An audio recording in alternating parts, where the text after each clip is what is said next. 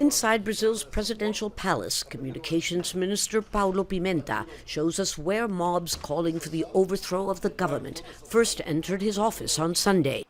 He says supporters of former President Jair Bolsonaro destroyed everything inside the two adjacent rooms and stole documents, computer files, video cameras, and sensitive security information on a hard drive.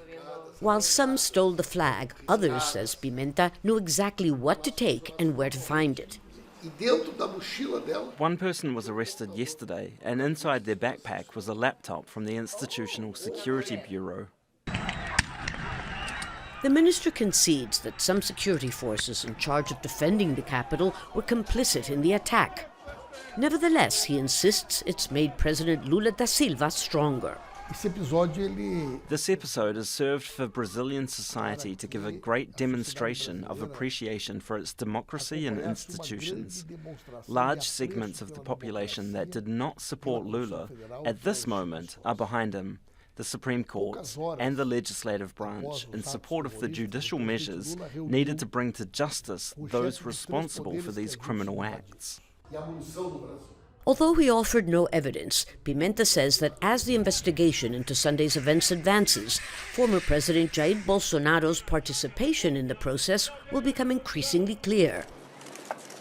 Bolsonaro, who left Brazil on the eve of President Lula's inauguration, is in the United States. Bolsonaro has to return because he created the image of a leader, and now his followers believe that he ran away when they needed him most, like a general in a battle who flees and abandons his troops. He's at a crossroads. Does he return to Brazil and face possible criminal charges for what happened?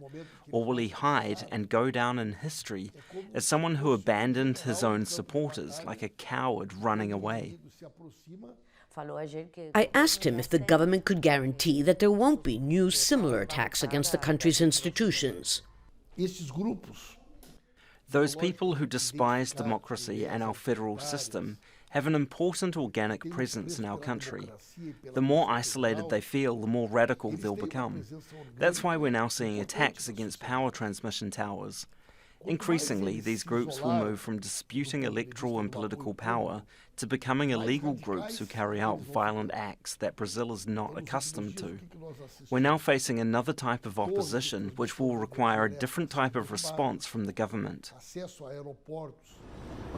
A government that is still fragile and will need all the international support it can get. Pimenta says President Lula is moved by the response to the attack by global leaders, including the support of U.S. President Joe Biden. He confirmed Lula plans to visit the White House in the first fortnight of February to show his appreciation. Lucia, Newman, Jazeera, Brasilia.